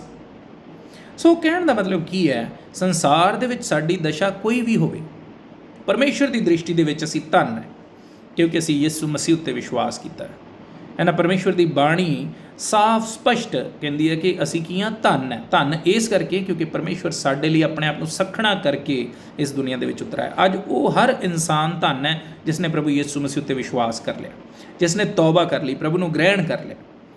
ਉਹ ਪਰਮੇਸ਼ਵਰ ਦੀ ਦ੍ਰਿਸ਼ਟੀ ਦੇ ਵਿੱਚ ਕੀ ਹੋ ਗਿਆ? ਧੰਨ ਹੋ ਗਿਆ। ਉਹਦੇ ਅਪਰਾਧ ਕੀ ਹੋ ਗਏ? ਮਾਫ ਹੋ ਗਏ। ਧੰਨ ਹੈ ਉਹ ਜਿਹੜਾ ਅਸੀਂ ਵਚਨ ਪੜ੍ਹਿਆ, ਧੰਨ ਹੈ ਉਹ ਜਿਹਦਾ ਅਪਰਾਧ ਖਿਮਾ ਹੋ ਗਿਆ, ਜਿਹਦਾ ਪਾਪ ਪਰਮੇਸ਼ਵਰ ਨੇ ਮਾਫ ਕਰ ਦਿੱਤਾ। ਸੋ ਫਿਰ ਇਸ ਜਗ੍ਹਾ 'ਤੇ ਅੱਗੇ ਕੀ ਲਿਖਿਆ? ਇਸ ਸੰਸਾਰ ਵਿੱਚ ਤੇਰੀ ਪ੍ਰਜਾ ਇਸਰਾਏਲ ਦੇ ਸਮਾਨ ਕਿਹੜੀ ਕੌਮ ਹੈ ਜਿਹਦੇ ਬਚਾਉਣ ਨੂੰ ਪਰਮੇਸ਼ਵਰ ਆਪ ਗਿਆ ਕਿ ਉਹਨੂੰ ਆਪਣੀ ਪ੍ਰਜਾ ਬਣਾਵੇ। ਸਾਨੂੰ ਜਿਹੜੀ ਵੀ ਜਾਤ 'ਚੋਂ, ਜਿਹੜੇ ਵੀ ਪਿਛੋਕੜ ਤੋਂ, ਜਿਹੜੇ ਵੀ ਪਰਿਵਾਰ 'ਚੋਂ ਅਸੀਂ ਆਉਂਦੇ ਹਾਂ, ਪਰਮੇਸ਼ਵਰ ਸਾਡੇ ਲਈ ਆਪ ਉਤਰ ਆਇਆ। ਐਸੇ ਸਮੇਂ 'ਤੇ ਮੈਂ ਕਈ ਵਾਰੀ ਇਹ ਗੱਲ ਕਰਦਾ ਹੁੰਦਾ ਕਿ ਹੋ ਸਕਦਾ ਸਾਡੇ ਬਾਪ ਦਾਦੇ ਪ੍ਰਭੂ ਯਿਸੂ ਮਸੀਹ ਬਾਰੇ, ਸਾਡੇ ਪੜਦਾਦੇ ਪ੍ਰਭੂ ਯਿਸੂ ਮਸੀਹ ਬਾਰੇ ਜਾਣਦੇ ਹੋਣ ਜਾਂ ਨਾ ਜਾਣਦੇ ਹੋਣ। ਹੋ ਸਕਦਾ ਸਾਡੇ ਪਿੱਛੇ ਬਹੁਤ ਪੀੜ੍ਹੀਆਂ ਪਿੱਛੇ ਸ਼ਾਇਦ ਕੋਈ ਮੰਨਦਾ ਵੀ ਹੋਵੇ ਪ੍ਰਭੂ, ਅਸੀਂ ਨਹੀਂ ਜਾਣਦੇ। ਪਰ ਅਸੀਂ ਇਸ ਪੀੜ੍ਹੀ ਦੇ ਵਿੱਚ ਜਦੋਂ ਅਸੀਂ ਇਸ ਦੁਨੀਆ 'ਚ ਆਏ ਹਾਂ, ਪਰਮੇਸ਼ਵਰ ਨੇ ਸਾਡੇ ਇਸ ਦੁਨੀਆ 'ਚ ਆਉਣ ਤੋਂ ਪਹਿਲਾਂ ਹੀ ਸਾਡੇ ਲਈ ਸੋਚ ਕੇ ਰੱਖਿਆ ਕਿ ਇੱਕ ਸਮਾਂ ਆਏਗਾ ਜਦੋਂ ਇਹਨੂੰ ਮੈਂ ਚੁਣ ਕੇ ਧੰਨ ਬਣਾਵਾਂਗਾ, ਇਹਨੂੰ ਮੈਂ ਚੁਣ ਕੇ ਵੱਖਰਾ ਕਰ ਲਾਂਗਾ ਦੂਜਿਆਂ ਤੋਂ। ਤੁਸੀਂ ਕਿਹੜੇ ਤਰੀਕੇ ਨਾਲ ਪ੍ਰਭੂ ਦੇ ਵਿੱਚ ਆਏ? ਕਿਸੇ ਦੀ ਗਵਾਹੀ ਦੁਆਰਾ ਆਏ, ਹੈ ਨਾ। ਤੁਹਾਡਾ ਵਿਆਹ ਹੋ ਕੇ ਕਿਸੇ ਘਰ ਵਿੱਚ ਆਇਆ, ਫਿਰ ਤੁਸੀਂ ਵਿਸ਼ਵਾਸ ਕੀਤਾ, ਹੈ ਨਾ। ਕਿਸੇ ਪਰਚੇ ਦੇ ਰਾਹੀਂ ਤੁਸੀਂ ਪ੍ਰਭੂ 'ਤੇ ਵਿਸ਼ਵਾਸ ਕੀਤਾ, ਤੁਹਾਨੂੰ ਕੋਈ ਪਰਚਾ ਪੜ੍ਹਨ ਨੂੰ ਮਿਲਿਆ, ਟੈਲੀਵਿਜ਼ਨ ਤੋਂ ਪ੍ਰਚਾਰ ਸੁਣ ਕੇ ਤੁਸੀਂ ਵਿਸ਼ਵਾਸ ਕੀਤਾ। ਜਿਸ ਤਰ੍ਹਾਂ ਵੀ, ਜਿਹੜੇ ਵੀ ਤਰੀਕੇ ਨਾਲ ਤੁਸੀਂ ਪਰਮੇਸ਼ਵਰ ਦੇ ਵਿੱਚ ਆਏ, ਆਪਣੇ ਆਪ ਨਹੀਂ ਆਏ। ਪਰਮੇਸ਼ਵਰ ਦੀ ਯੋਜਨਾ ਸਾਡੇ ਜਨਮ ਲੈਣ ਤੋਂ ਪਹਿਲਾਂ ਹੀ ਸੀ। ਔਰ ਜਦੋਂ ਸਮਾਂ ਆਇਆ ਤੇ ਪਰਮੇਸ਼ਵਰ ਨੇ ਸਾਨੂੰ ਚੁਣ ਕੇ ਆਪਣੇ ਸੰਤਾਨ ਬਣਾ ਲਿਆ, ਸਾਨੂੰ ਧਨ ਬਣਾ ਦਿੱਤਾ ਬਾਕੀਆਂ ਤੋਂ। ਯਾਰ ਅੱਜ ਸਾਡੇ ਕਿੰਨੇ ਰਿਸ਼ਤੇਦਾਰ ਹੋਣਗੇ ਜਿਹੜੇ ਪ੍ਰਭੂ 'ਤੇ ਵਿਸ਼ਵਾਸ ਨਹੀਂ ਕਰਦੇ, ਜਿਹੜੇ ਪ੍ਰਭੂ ਤੋਂ ਦੂਰ ਨੇ। ਪਰ ਅਸੀਂ ਕੀ ਹੈ, ਹੋ ਸਕਦਾ ਆਪਣੇ ਰਿਸ਼ਤੇਦਾਰਾਂ ਤੋਂ ਸਾਡੇ ਪੈਸੇ ਦੇ ਮਾਮਲੇ 'ਚ, ਪੜ੍ਹਾਈ ਲਿਖਾਈ ਦੇ ਮਾਮਲੇ 'ਚ, ਸਮਾਜ ਦੇ ਵਿੱਚ ਅਸੀਂ ਆਪਣੇ ਰਿਸ਼ਤੇਦਾਰਾਂ ਤੋਂ ਵੀ ਨੀਵੇਂ ਹੋਈਏ ਸੰਸਾਰੀ ਚੀਜ਼ਾਂ ਦੇ ਹਿਸਾਬ ਨਾਲ। ਪਰ ਜਦੋਂ ਅਸੀਂ ਪਰਮੇਸ਼ਵਰ ਦੀ ਦ੍ਰਿਸ਼ਟੀ ਤੋਂ ਆਤਮਿਕ ਤੌਰ 'ਤੇ ਵੇਖਦੇ ਹਾਂ, ਆਤਮਿਕ ਨਜ਼ਰ ਤੋਂ ਵੇਖਦੇ ਹਾਂ, ਤੇ ਫਿਰ ਪਰਮੇਸ਼ਵਰ ਸਾਨੂੰ ਉਹਨਾਂ ਤੋਂ ਬਹੁਤ ਉੱਚਾ ਸਮਝਦਾ ਹੈ, ਕਿਉਂਕਿ ਅਸੀਂ ਯਿਸੂ ਮਸੀਹ ਦੇ ਲਹੂ ਦੇ ਖਰੀਦੇ। ਸਾਡੇ ਲਈ ਉਹ ਕੰਮ ਹੋਇਆ, ਸਾਡੇ ਲਈ ਉਹ ਕੀਮਤ ਪਰਮੇਸ਼ਵਰ ਨੇ ਚੁਕਾਈ ਹੈ ਜਿਹੜੀ ਉਹਨਾਂ ਦੇ ਲਈ ਨਹੀਂ ਚੁਕਾਈ। ਔਰ ਸਿਰਫ ਆਤਮਿਕ ਗੱਲ ਨਹੀਂ ਹੈ, ਜਦੋਂ ਅਸੀਂ ਧਨ ਹੁੰਦੇ ਹਾਂ, ਜਦੋਂ ਪਰਮੇਸ਼ਵਰ ਦੇ ਵਚਨ ਦੇ ਉੱਤੇ ਵਿਸ਼ਵਾਸ ਕਰ ਲੈਂਦੇ ਹਾਂ, ਪਰਮੇਸ਼ਵਰ ਦੇ ਪੁੱਤਰ ਯਿਸੂ ਮਸੀਹ ਦੇ ਲਹੂ 'ਤੇ ਵਿਸ਼ਵਾਸ ਕਰਦੇ ਹਾਂ, ਔਰ ਇਹ ਵਿਸ਼ਵਾਸ ਕਰਦੇ ਹਾਂ ਕਿ ਉਹਨੇ ਮੇਰੇ ਲਈ ਲਹੂ ਵਹਾਇਆ, ਅਤੇ ਸਿਰਫ ਆਤਮਿਕ ਤੌਰ 'ਤੇ ਅਸੀਂ ਧਨ ਨਹੀਂ ਹੁੰਦੇ। ਪਰਮੇਸ਼ਵਰ ਸੰਸਾਰ ਦੇ ਵਿੱਚ ਰਹਿੰਦਿਆਂ ਵੀ ਸਾਨੂੰ ਕੀ ਹੈ, ਵਧਾਉਂਦਾ, ਉਹਦੀ ਬਰਕਤ ਦਿੰਦਾ, ਕਿਉਂਕਿ ਅਸੀਂ ਪਰਮੇਸ਼ਵਰ ਦੇ ਹੁਕਮ ਨੂੰ, ਉਹਦੀ ਗੱਲ ਨੂੰ, ਜੋ ਉਹ ਚਾਹੁੰਦਾ ਉਹਨੂੰ ਅਸੀਂ ਪੂਰਿਆਂ ਕਰਦੇ ਹਾਂ। ਸੋ ਕੀ ਲਿਖਿਆ ਇਸ ਜਗ੍ਹਾ 'ਤੇ? ਉਹ ਕਹਿੰਦਾ ਪਰਮੇਸ਼ਵਰ ਤੇਰੀ ਪ੍ਰਜਾ ਦੇ ਤੁੱਲ ਕੌਣ ਹੈ, ਮੇਰੇ ਵਰਗਾ ਕੌਣ ਹੈ ਜਿਹਨੂੰ ਬਚਾਉਣ ਲਈ ਪਰਮੇਸ਼ਵਰ ਆਪ ਉੱਤਰ ਆਇਆ। ਔਰ ਫਿਰ ਕੀ ਲਿਖਿਆ ਕਿ ਉਹਨੂੰ ਆਪਣੀ ਪ੍ਰਜਾ ਬਣਾਵੇ, ਨਾਲੇ ਆਪਣੇ ਲਈ ਇੱਕ ਨਾਮ ਬਣਾਵੇ, ਅਤੇ ਤੁਹਾਡੇ ਲਈ ਅਤੇ ਤੇਰੇ ਦੇਸ਼ ਦੇ ਲਈ ਵੱਡੀਆਂ ਅਤੇ ਡਰਾਉਣੀਆਂ ਸ਼ਕਤੀਆਂ ਆਪਣੀ ਪ੍ਰਜਾ ਦੇ ਅੱਗੇ ਵਿਖਾਵੇ, ਜਿਹਨੂੰ ਤੂੰ ਮਿਸਰ ਤੋਂ, ਕੌਮਾਂ ਤੋਂ, ਉਹਨਾਂ ਦੇ ਦੇਵਤਿਆਂ ਤੋਂ ਆਪਣੇ ਲਈ ਛੁਟਕਾਰਾ ਦਿੱਤਾ। ਮਤਲਬ ਕੀ ਹੈ, ਉਹਨਾਂ ਸਾਰੀਆਂ ਚੀਜ਼ਾਂ 'ਚੋਂ ਪਰਮੇਸ਼ਵਰ ਉਹਨਾਂ ਨੂੰ ਬਾਹਰ ਕੱਢ ਲਿਆ, ਇਹਨਾਂ ਪਰਾਏ ਦੇਵਤਿਆਂ 'ਚੋਂ, ਹੈ ਨਾ, ਹਰ ਉਹਨਾਂ ਦੀ ਮੁਸ਼ਕਲ ਪਰੇਸ਼ਾਨੀ 'ਚ, ਜਿਹੜੇ ਗੁਲਾਮੀ 'ਚ ਸੀ, ਉਹਨਾਂ ਚੀਜ਼ਾਂ 'ਚੋਂ ਪਰਮੇਸ਼ਵਰ ਉਹਨਾਂ ਨੂੰ ਕੀ ਕੱਢ ਲਿਆ ਆ, ਬਾਹਰ ਕੱਢ ਲਿਆ। ਸੋ ਦਾਊਦ ਇਸ ਗੱਲ ਦਾ ਵਿਚਾਰ ਕਰਦਾ ਕਿ ਮੈਂ ਧਨ ਕਿਵੇਂ ਬਣਿਆ, ਹੈ ਨਾ। ਪਰਮੇਸ਼ਵਰ ਨੇ ਮੇਰੇ ਲਈ ਇੰਨਾ ਵੱਡਾ ਕੰਮ ਕੀਤਾ ਕਿ ਉਹ ਆਪਣੇ ਆਰਾਮ ਨੂੰ ਛੱਡ ਕੇ, ਆਪਣੇ ਸਵਰਗ ਨੂੰ ਛੱਡ ਕੇ, ਉਹ ਕੀ ਇੱਕ ਇਨਸਾਨ ਬਣ ਕੇ, ਸਖਣਾ ਹੋ ਕੇ ਇਸ ਦੁਨੀਆ ਦੇ ਵਿੱਚ ਆਇਆ। ਔਰ ਜਦੋਂ ਅਸੀਂ ਮਿਸਰ ਦੇ ਵਿੱਚ ਇਸਰਾਏਲੀਆਂ ਦੀ ਗੁਲਾਮੀ ਦੀ ਗੱਲ ਕਰਦੇ ਹਾਂ, ਉੱਥੇ ਵੀ ਪਰਮੇਸ਼ਵਰ ਆਪ ਉਤਰ ਕੇ ਆਇਆ। ਮੈਂ ਜਦੋਂ ਉਸ ਵਚਨ ਨੂੰ ਪੜ੍ਹਦਾ, ਸੱਚਮੁੱਚ ਜੇ ਅਸੀਂ ਵਿਚਾਰ ਕਰੀਏ ਕਿੰਨੀ ਵੱਡੀ ਗੱਲ ਹੈ। ਜੇ ਉਹ ਗੁਲਾਮੀ 'ਚ ਪਏ ਵੀ ਰਹਿੰਦੇ, ਹੈ ਨਾ, ਹਜ਼ਾਰਾਂ ਲੋਕ ਮੁਸ਼ਕਲਾਂ ਪਰੇਸ਼ਾਨੀਆਂ 'ਚ ਫਸੇ ਪਏ ਨੇ, ਉਹਨਾਂ ਲਈ ਪਰਮੇਸ਼ਵਰ ਨੂੰ ਖਾਸ, ਹੈ ਨਾ, ਐਸਾ ਕਰਨ ਦੀ ਕੀ ਲੋੜ ਸੀ ਕਿ ਆਪ ਉਹ ਅੱਗ ਦੀ ਝਾੜੀ ਦੇ ਵਿੱਚ ਉਤਰ ਆਇਆ ਔਰ ਮੂਸਾ ਨਾਲ ਗੱਲ ਕੀਤੀ, ਮੂਸਾ ਨਾਲ ਇੰਨੀ ਸਿਰ ਖਪਾਈ ਕੀਤੀ, ਫਿਰ ਮਿਸਰੀਆਂ ਨਾਲ ਇੰਨੀ ਸਿਰ ਖਪਾਈ ਕੀਤੀ, ਇੰਨੀਆਂ ਬਵਾ ਲਿਆਂਦੀਆਂ, ਹੈ ਨਾ, ਫਿਰ ਸਮੁੰਦਰ ਨੂੰ 2 ਹਿੱਸੇ ਕੀਤਾ, ਫਿਰ ਇਸਰਾਏਲੀਆਂ ਨੂੰ ਆਕਾਸ਼ ਤੋਂ ਉਹਨਾਂ ਦੇ ਲਈ ਮੰਨਾ ਵਰਸਾਇਆ, ਉਹਨਾਂ ਨੂੰ ਰੋਟੀ ਦਿੱਤੀ, ਮੀਟ ਮੰਗਿਆ ਮੀਟ ਦਿੱਤਾ, ਪਾਣੀ ਮੰਗਿਆ ਪਾਣੀ ਦਿੱਤਾ, ਉਹਨਾਂ ਦੇ ਕੱਪੜੇ ਨਹੀਂ ਉਹਨੇ ਪਾਟਣ ਦਿੱਤੇ, ਜੁੱਤੀਆਂ ਨਹੀਂ ਘਸਣ ਦਿੱਤੀਆਂ, ਹੈ ਨਾ। ਕਿੰਨਾ ਮਤਲਬ ਕੀ ਜ਼ਰੂਰਤ ਸੀ ਪਰਮੇਸ਼ਵਰ ਨੂੰ ਇੰਨਾ ਸਭ ਕਰਨ ਦੀ, ਕਿਉਂਕਿ ਉਹ ਪਰਮੇਸ਼ਵਰ ਉਸ ਪ੍ਰਜਾ ਨਾਲ, ਆਪਣੇ ਲੋਕਾਂ ਨਾਲ ਪਿਆਰ ਕਰਦਾ ਸੀ। ਉਹਨਾਂ ਦੀ ਪਰੇਸ਼ਾਨੀ ਉਸ ਦੇ ਕੋਲੋਂ ਵੇਖੀ ਨਹੀਂ ਗਈ, ਉਹਨਾਂ ਦਾ ਦੁੱਖ ਉਸ ਦੇ ਕੋਲੋਂ ਵੇਖਿਆ ਨਹੀਂ ਗਿਆ, ਕਿਉਂਕਿ ਹੈ ਉਹ ਪਰਮੇਸ਼ਵਰ ਦੇ ਲੋਕ ਹੀ ਸੀ। ਬਾਅਦ 'ਚ ਵੀ ਅੱਗੇ ਅਸੀਂ ਜਾ ਕੇ ਜਦੋਂ ਦੇਖਦੇ, ਜਦੋਂ ਉਹਨਾਂ ਨੇ ਗੜਬੜੀਆਂ ਕੀਤੀਆਂ ਅਤੇ ਪਰਮੇਸ਼ਵਰ ਨੇ ਉਹਨਾਂ ਨੂੰ ਵੈਰੀਆਂ ਦੇ ਹੱਥ ਦੇ ਦਿੱਤਾ, ਉਹਨਾਂ ਨੂੰ ਸਜ਼ਾ ਵੀ ਦਿੱਤੀ, ਪਰ ਅਖੀਰ 'ਤੇ ਫਿਰ ਪਰਮੇਸ਼ਵਰ ਕੋਲੋਂ ਰਿਹਾ ਨਹੀਂ ਗਿਆ। ਔਰ ਜਦੋਂ ਉਹਨਾਂ ਨੇ ਮਾਫੀ ਮੰਗੀ, ਪਰਮੇਸ਼ਵਰ ਫਿਰ ਉਹਨਾਂ ਦੀ ਮਦਦ ਕਰਨ ਲਈ ਉੱਤਰ ਆਇਆ। ਫਿਰ ਪਰਮੇਸ਼ਵਰ ਆਪਣੇ ਦਾਸ ਨੂੰ ਭੇਜਦਾ, ਕਿਸੇ ਨੂੰ ਆਪਣੇ ਕਿਸੇ ਨਾ ਕਿਸੇ ਇਨਸਾਨ ਦੇ ਰਾਹੀਂ ਇੰਤਜ਼ਾਮ ਕਰਦਾ ਉਹਨਾਂ ਦੇ ਛੁਟਕਾਰੇ ਦਾ, ਔਰ ਪਰਮੇਸ਼ਵਰ ਕੀ ਉਹਨਾਂ 'ਤੇ ਦਇਆ ਕਰਦਾ। ਇਸ ਕਰਕੇ ਅਸੀਂ ਪਹਿਲੀ ਗੱਲ ਤਾਂ ਅਸੀਂ ਧੰਨ ਇਸ ਕਰਕੇ ਹਾਂ ਕਿਉਂਕਿ ਪਰਮੇਸ਼ਵਰ ਨੇ ਸਾਨੂੰ ਆਪਣੇ ਲਹੂ ਨਾਲ ਖਰੀਦਿਆ, ਨੇ ਯਿਸੂ ਮਸੀਹ ਆਪ ਸਾਡੇ ਲਈ ਇਨਸਾਨ ਬਣ ਕੇ ਇਸ ਦੁਨੀਆ 'ਚ ਉਤਰਿਆ, ਸਖਣਾ ਹੋ ਕੇ ਆ ਗਿਆ, ਔਰ ਸਾਨੂੰ ਕਿ ਦੂਜਿਆਂ ਤੋਂ ਚੁਣ ਕੇ ਉਸਨੇ ਵੱਖਰੇ ਕਰ ਲਿਆ। ਸੋ ਸਾਨੂੰ ਕਿ ਉਹਨੇ ਧੰਨ ਬਣਾਇਆ। ਔਰ ਦੂਸਰੀ ਗੱਲ ਇਸ ਜਗ੍ਹਾ 'ਤੇ ਲਿਖੀ ਹੈ, ਧੰਨ ਕਿਉਂ ਹੈ? ਕਿਉਂਕਿ ਉਹਦਾ ਅਪਰਾਧ ਕੀ ਹੋ ਗਿਆ? ਖਿਮਾ ਹੋ ਗਿਆ, ਹੈ ਨਾ। ਜਦੋਂ ਅਸੀਂ ਅਪਰਾਧ ਦੀ ਗੱਲ ਕਰਦੇ ਹਾਂ ਨਾ, ਮਾਫੀ ਬੜੀ ਵੱਡੀ ਚੀਜ਼ ਹੈ। ਔਰ ਇਸ ਜਗ੍ਹਾ 'ਤੇ ਫਿਰ ਅੱਗੇ ਜੇ ਅਸੀਂ ਉਹਦੀ ਅਗਲੀ ਆਇਤ 'ਚ ਲਿਖਿਆ, ਉਹ ਅਗਲੀ ਲਾਈਨ 'ਚ ਲਿਖਿਆ ਇਸ ਆਇਤ ਦੇ ਵਿੱਚ, ਜਿਹਦਾ ਪਾਪ ਢੱਕਿਆ ਹੋਇਆ, ਧੰਨ ਹੈ ਉਹ ਜਿਹਦਾ ਅਪਰਾਧ ਖਿਮਾ ਹੋ ਗਿਆ, ਅਤੇ ਜਿਹਦਾ ਪਾਪ ਕੀ ਹੈ? ਢੱਕਿਆ ਹੋਇਆ। ਅਪਰਾਧ ਮਾਫ ਹੋਣਾ ਔਰ ਪਾਪ ਢੱਕੇ ਹੋਣਾ ਬਹੁਤ ਜ਼ਿਆਦਾ ਜ਼ਰੂਰੀ ਹੈ ਜੇ ਅਸੀਂ ਪਰਮੇਸ਼ਵਰ ਨਾਲ ਸੰਬੰਧ ਰੱਖਣਾ ਚਾਹੁੰਦੇ। ਜਿੰਨਾ ਚਿਰ ਇਹ ਚੀਜ਼ਾਂ ਸਾਡੀ ਜ਼ਿੰਦਗੀ 'ਚ ਹੈਗੀਆਂ ਨੇ, ਜਿੰਨਾ ਚਿਰ ਪਾਪ ਹੈ। ਸੰਸਾਰ ਕਿਉਂ ਭਟਕਦਾ ਹੈ? ਕਿਉਂਕਿ ਉਹ ਇਸ ਗੱਲ ਦਾ ਅਹਿਸਾਸ ਨਹੀਂ ਹੈ ਉਹਨਾਂ ਨੂੰ ਕਿ ਅਸੀਂ ਕੀ ਹਾਂ? ਪਾਪੀ ਹਾਂ। ਔਰ ਪਾਪ ਉਨਾ ਚਿਰ ਪਤਾ ਨਹੀਂ ਲੱਗਦੇ ਜਿੰਨਾ ਚਿਰ ਪਰਮੇਸ਼ਵਰ ਦਾ ਚਾਨਣ ਸਾਡੀ ਜ਼ਿੰਦਗੀ 'ਚ ਨਹੀਂ ਹੁੰਦਾ। ਤੁਸੀਂ ਜਿੰਨਾ ਚਿਰ ਹਨੇਰਾ ਹੈ, ਇੱਕ ਉਦਾਹਰਨ ਦੇ ਤੌਰ 'ਤੇ ਕਹਿ ਰਿਹਾ, ਹਨੇਰੇ ਦੇ ਵਿੱਚ ਤੁਸੀਂ ਚੀਜ਼ਾਂ ਨੂੰ ਨਹੀਂ ਵੇਖ ਸਕਦੇ, ਤੁਸੀਂ ਹੱਥ ਪੈਰ ਮਾਰੋਗੇ, ਹੈ ਨਾ, ਤੁਹਾਨੂੰ, ਹੈ ਨਾ, ਉਹਨਾਂ ਨੂੰ ਲੱਭਣ ਦੀ ਕੋਸ਼ਿਸ਼ ਕਰੋਗੇ, ਟੋਹਣ ਦੀ ਕੋਸ਼ਿਸ਼ ਕਰੋਗੇ। ਜਦੋਂ ਲਾਈਟ ਚਲੀ ਜਾਂਦੀ ਹੈ, ਹਨੇਰਾ ਹੋ ਜਾਂਦਾ, ਅਤੇ ਤੁਸੀਂ ਵੇਖ ਸਕਦੇ ਵੀ ਨਹੀਂ ਦਿਖਾਈ ਦਿੰਦਾ ਕੁਝ। ਪਰ ਜਿਵੇਂ ਹੀ ਚਾਨਣ ਹੁੰਦਾ ਤਾਂ ਸਾਨੂੰ ਸਭ ਕੁਝ ਸਾਫ਼-ਸਾਫ਼ ਦਿਖਾਈ ਦੇਣ ਲੱਗ ਜਾਂਦਾ ਹੈ। ਪਾਪ ਉਹਨਾਂ ਚਿਰ ਇਨਸਾਨ ਨੂੰ ਅਹਿਸਾਸ ਨਹੀਂ ਹੈ ਜਿੰਨਾ ਚਿਰ ਉਹਦੀ ਜ਼ਿੰਦਗੀ ਦੇ ਵਿੱਚ ਪਰਮੇਸ਼ਵਰ ਦਾ ਚਾਨਣ ਨਹੀਂ ਹੁੰਦਾ। ਜਦੋਂ ਚਾਨਣ ਹੁੰਦਾ ਹੈ, ਜਦੋਂ ਪਰਮੇਸ਼ਵਰ ਦੇ ਵਚਨ ਨੂੰ ਅਸੀਂ ਪੜ੍ਹਦੇ ਹਾਂ, ਜਦੋਂ ਪਵਿੱਤਰ ਆਤਮਾ ਸਾਨੂੰ ਕਾਇਲ ਕਰਦਾ, ਜਦੋਂ ਅਸੀਂ ਤੌਬਾ ਦਾ ਫੈਸਲਾ ਕਰਦੇ, ਉਦੋਂ ਸਾਡੀ ਜ਼ਿੰਦਗੀ ਚਾਨਣ ਹੁੰਦਾ ਅਤੇ ਫਿਰ ਸਾਨੂੰ ਨਜ਼ਰ ਆਉਂਦਾ ਕਿ ਆਹ ਚੀਜ਼ ਪਾਪ ਹੈ ਨਾ, ਆਹ ਵੀ ਪਾਪ ਹੈ, ਆਹ ਵੀ ਪਾਪ ਹੈ, ਅਤੇ ਮੈਨੂੰ ਕੀ ਹੈ, ਪਰਮੇਸ਼ਵਰ ਦੇ ਕੋਲੋਂ ਇਹਦੀ ਮਾफ़ੀ ਮੰਗਣ ਦੀ ਜ਼ਰੂਰਤ ਹੈ। ਹੁਣ ਜਦੋਂ ਅਸੀਂ ਜਿਹੜੀ ਮੈਂ ਗੱਲ ਕਰ ਰਿਹਾ, ਹੁਣ ਸੰਸਾਰ ਦੇ ਵਿੱਚ ਪਾਪ ਦਾ ਹਨੇਰਾ, ਸਾਰੀ ਦੁਨੀਆ ਟੋਹ ਰਹੀ ਹੈ ਇੱਧਰ ਉੱਧਰ, ਸੱਚੇ ਪਰਮੇਸ਼ਵਰ ਨੂੰ ਲੱਭ ਰਹੀ ਹੈ ਕਿ ਕੀ ਹੈ, ਸਾਨੂੰ ਚਾਨਣ ਮਿਲੇ ਕਿਤੇ, ਹੈ ਨਾ। ਔਰ ਇਸੇ ਕਰਕੇ ਤੁਸੀਂ ਵੇਖਦੇ ਲੋਕ ਭਟਕਦੇ ਨੇ। ਜਦੋਂ ਅਸੀਂ ਪ੍ਰਭੂ ਨੂੰ ਨਹੀਂ ਸੀ ਮੰਨਦੇ, ਅਸੀਂ ਵੀ ਭਟਕਦੇ ਸੀ, ਹੈ ਨਾ। ਚਾਨਣ ਲੱਭਦੇ ਹਾਂ, ਆਪਣੀਆਂ ਮੁਸ਼ਕਿਲਾਂ ਦਾ ਹੱਲ ਲੱਭਦੇ ਹਾਂ। ਅੱਜ ਦੁਨੀਆ ਹਨੇਰੇ 'ਚ ਟੋਹ ਰਹੀ ਹੈ। ਇਸ ਦੁਨੀਆ ਦੇ ਵਿੱਚ ਸ਼ੈਤਾਨ ਨੇ ਲੋਕਾਂ ਨੂੰ ਪਾਪ ਦੇ ਹਨੇਰੇ ਵਿੱਚ ਰੱਖਿਆ ਹੈ। ਲੋਕ ਲੱਭਦੇ ਫਿਰਦੇ ਨੇ, ਮਿਲਦਾ ਕੁਝ ਨਹੀਂ। ਔਰ ਪਰਮੇਸ਼ਵਰ ਯਿਸੂ ਮਸੀਹ ਜਦੋਂ ਇਸ ਦੁਨੀਆ 'ਚ ਆਇਆ ਤਾਂ ਉਹ ਚਾਨਣ ਲੈ ਕੇ ਆਇਆ। ਔਰ ਬਾਈਬਲ ਕਹਿੰਦੀ ਆ ਉਹ ਆਇਆ ਅਤੇ ਉਸਦੇ ਆਪਣਿਆਂ ਨੇ ਉਸ ਨੂੰ ਕਬੂਲ ਨਹੀਂ ਕੀਤਾ, ਹੈ ਨਾ। ਜਿਹੜੇ ਪਰਮੇਸ਼ਵਰ ਦਾ ਮਕਸਦ ਸੀ ਕਿ ਯਹੂਦੀ ਲੋਕ, ਜਿਹੜੇ ਪਰਮੇਸ਼ਵਰ ਦੀ ਜਿਹੜੀ ਕੌਮ ਸ਼ੁਰੂ ਤੋਂ ਚੱਲੀ ਆਈ ਹੈ, ਉਹ ਉਹਨੂੰ ਗ੍ਰਹਿਣ ਕਰਨ, ਉਹਨਾਂ ਨੇ ਉਹਨੂੰ ਕਬੂਲ ਨਹੀਂ ਕੀਤਾ। ਪਰ ਸਾਡੇ ਵਰਗੇ ਜਿਹੜੇ ਸੀ, ਜਿਹੜੇ ਦੂਜੀ ਕੌਮ ਦੇ ਲੋਕ ਸੀ, ਹੈ ਨਾ, ਫਿਰ ਪ੍ਰਭੂ ਨੇ ਕੀ ਕੀਤਾ, ਸਾਨੂੰ ਪਰਮੇਸ਼ਵਰ ਨੇ ਸਾਡੇ ਲਈ ਰਾਹ ਖੋਲ੍ਹ ਦਿੱਤਾ। ਔਰ ਸਾਨੂੰ ਕੀ ਹੈ, ਸਾਡੀਆਂ ਜ਼ਿੰਦਗੀਆਂ 'ਚੋਂ ਚਾਨਣ ਲਿਆਂਦਾ, ਜਿਹਦੇ ਨਾਲ ਅਸੀਂ ਪਛਾਣਿਆ, ਜਿਹਦੇ ਨਾਲ ਸਾਨੂੰ ਰਾਹ ਸਾਫ਼-ਸਾਫ਼ ਨਜ਼ਰ ਆਉਣ ਲੱਗ ਗਿਆ। ਔਰ ਸਾਨੂੰ ਪਤਾ ਲੱਗ ਗਿਆ ਕਿ ਜੋ ਅਸੀਂ ਕਰਦੇ ਹਾਂ, ਜੋ ਅਸੀਂ ਸੋਚਦੇ ਹਾਂ ਕਿ ਸਾਰੀ ਦੁਨੀਆ ਹੀ ਕਰਦੀ ਹੈ, ਉਹ ਅਸਲ ਦੇ ਵਿੱਚ ਪਰਮੇਸ਼ਵਰ ਦੇ ਵਿਰੋਧ ਵਿੱਚ ਕੀਤੇ ਜਾਣ ਵਾਲੇ ਪਾਪ ਨੇ, ਜਿਹੜੇ ਸਾਨੂੰ ਪਰਮੇਸ਼ਵਰ ਤੋਂ ਦੂਰ ਰੱਖਦੇ ਨੇ ਅਤੇ ਸਾਨੂੰ ਹਨੇਰੇ 'ਚ ਰੱਖਦੇ ਨੇ। ਔਰ ਸ਼ੈਤਾਨ ਇਹੀ ਚਾਹੁੰਦਾ ਕਿ ਕੀ ਹਨੇਰੇ 'ਚ ਟੋਂਦੇ ਫਿਰਨ, ਇਹਨਾਂ ਨੂੰ ਰਾਹ ਨਾ ਮਿਲੇ। ਸੋ ਪ੍ਰਭੂ ਦਾ ਧੰਨਵਾਦ ਹੈ ਕਿ ਉਹਨੇ ਕੀ ਕੀਤੇ, ਸਾਡੇ ਅਪਰਾਧ, ਸਭ ਤੋਂ ਪਹਿਲੀ ਗੱਲ ਸਾਡੇ ਅਪਰਾਧ ਸਾਨੂੰ ਵਿਖਾਏ। ਜਦੋਂ ਅਸੀਂ ਪਰਮੇਸ਼ਵਰ ਦੇ ਵਚਨ ਨੂੰ ਸੁਣਦੇ ਹਾਂ ਅਤੇ ਫਿਰ ਸਾਡੇ ਅਪਰਾਧ ਸਾਨੂੰ ਕੀ ਹੈ, ਵਿਖਾਈ ਦਿੰਦੇ ਨੇ। ਸਾਨੂੰ ਪਤਾ ਲੱਗਦਾ ਕਿ ਆਹ ਗੱਲ ਕੀ ਹੈ, ਇਹ ਪਾਪ ਹੈ। ਚੁਗਲੀ ਕਰਨਾ ਮਾੜੀ ਜੀ ਗੱਲ ਅਸੀਂ ਸਮਝਦੇ ਹਾਂ ਪਹਿਲਾਂ, ਪਰ ਜਦੋਂ ਪਰਮੇਸ਼ਵਰ ਦਾ ਚਾਨਣ ਸਾਡੀਆਂ ਜ਼ਿੰਦਗੀਆਂ 'ਚ ਹੋ ਜਾਂਦਾ ਤਾਂ ਫਿਰ ਸਾਨੂੰ ਪਤਾ ਲੱਗ ਜਾਂਦਾ ਕਿ ਇਹ ਕੀ ਹੈ, ਪਾਪ ਹੈ ਨਾ। ਕੋਈ ਵੀ ਹੈ ਨਾ, ਕਈ ਵਾਰੀ ਮੈਂ ਇਸ ਗੱਲ ਦਾ ਉਦਾਹਰਨ ਦਿੰਦਾ, ਜਦੋਂ ਅਸੀਂ ਕੁੰਡੀਆਂ ਲਾਉਂਦੇ, ਅਸੀਂ ਸੋਚਦੇ ਹਾਂ ਨਿੱਕੀ ਜਿਹੀ ਗੱਲ ਹੈ, ਸਾਰੀ ਗਲੀ ਨੇ ਲਾਈਆਂ, ਸਾਰੇ ਲੋਕਾਂ ਲਾਈਆਂ, ਅਸੀਂ ਵੀ ਲਾ ਲੈਂਦੇ ਹਾਂ। ਹੇਰਾ ਫੇਰੀ ਕਰਦੇ ਹਾਂ, ਕੁਝ ਵੀ ਕਰਦੇ ਹਾਂ, ਅਸੀਂ ਸੋਚਦੇ ਹਾਂ ਸਾਰੀ ਦੁਨੀਆ ਹੀ ਕਰਦੀ ਹੈ ਅਤੇ ਕੋਈ ਗੱਲ ਨਹੀਂ।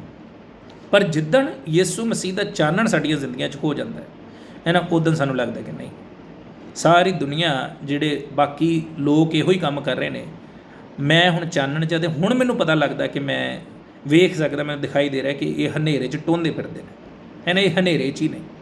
ਜਦੋਂ ਤੁਸੀਂ ਚਾਨਣ 'ਚ ਆ ਗਏ, ਫਿਰ ਤੁਸੀਂ ਹਨੇਰੇ ਨੂੰ ਵੇਖ ਸਕਦੇ ਜੀ। ਪਰ ਜੇ ਤੁਸੀਂ ਆਪ ਹਨੇਰੇ ਦੇ ਵਿੱਚ ਜੇ, ਫਿਰ ਤੁਸੀਂ, ਹੈ ਨਾ, ਹਨੇਰੇ ਦੇ ਵਿੱਚ ਜਿਸ ਤਰ੍ਹਾਂ ਬਾਕੀ ਨੇ, ਤੁਸੀਂ ਵੀ ਜੀ।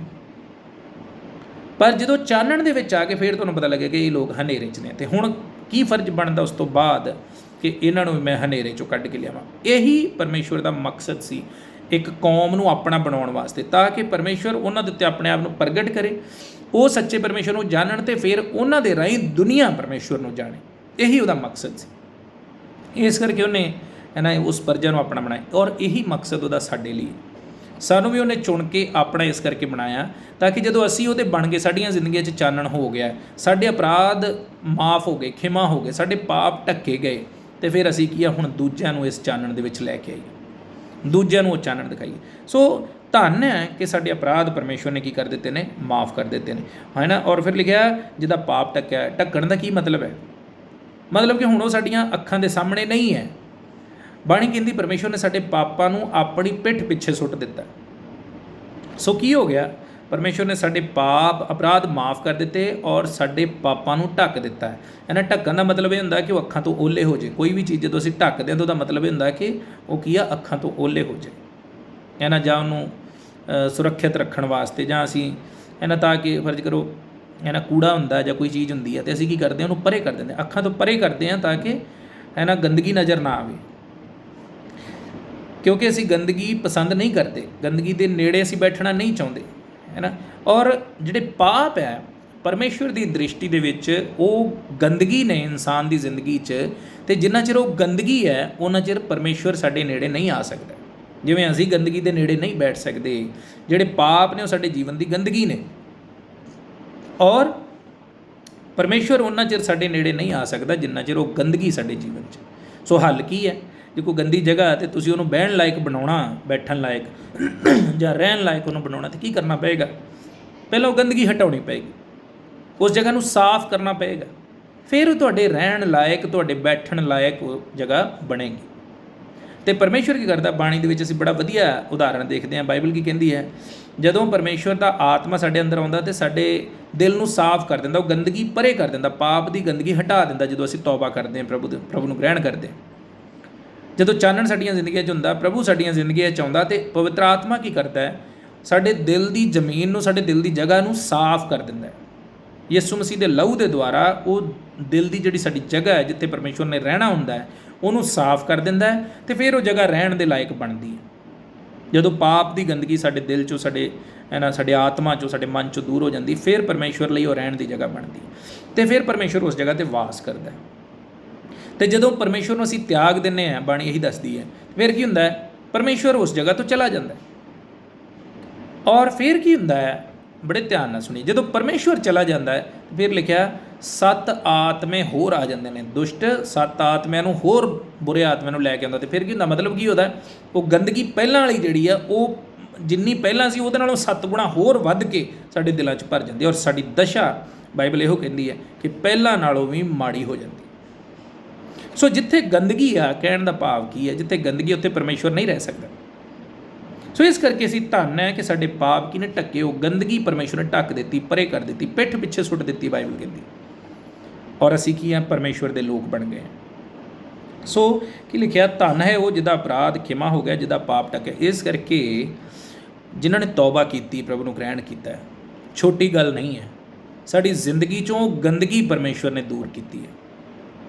ਔਰ ਜਿਹੜੇ ਲੋਕ ਪਰਮੇਸ਼ਵਰ ਨੂੰ ਮੰਨ ਕੇ ਫਿਰ ਪਰਮੇਸ਼ਵਰ ਤੋਂ ਦੂਰ ਹੋ ਜਾਂਦੇ ਨੇ, ਉਹ ਇਹ ਸਮਝ ਲਈਏ ਗੱਲ ਨੂੰ ਕਿ ਤੁਹਾਡੀ ਜ਼ਿੰਦਗੀ 'ਚ ਜਿਹੜੀ ਪਹਿਲਾਂ ਗੰਦਗੀ ਸੀ, ਉਹਦੇ ਨਾਲੋਂ 7 ਗੁਣਾ ਗੰਦਗੀ ਹੋਰ ਇਹਨੇ ਸ਼ੈਤਾਨ ਲੈ ਕੇ ਆ ਜਾਏਗੀ, ਔਰ ਹਾਲਤ ਪਹਿਲਾਂ ਨਾਲੋਂ ਵੀ ਮਾੜੀ ਹੋ ਜਾਏਗੀ। ਮੈਂ ਬੜੇ ਲੋਕ ਵੇਖੇ, ਕਈ ਲੋਕ ਫੋਨ ਵੀ ਕਰਦੇ ਨੇ, ਬੜੇ ਲੋਕਾਂ ਨਾਲ ਗੱਲ ਵੀ ਹੁੰਦੀ ਕਿ ਪਰਮੇਸ਼ਵਰ ਨੂੰ ਛੱਡ ਕੇ, ਤਿਆਗ ਕੇ, ਉਹਨਾਂ ਦੀ ਹਾਲਤ ਅੱਖਾਂ ਸਾਹਮਣੇ ਦੇਖਦੇ ਆ, ਉਹਨਾਂ ਦੀ ਹਾਲਤ ਬਹੁਤ ਬੁਰੀ ਹੈ।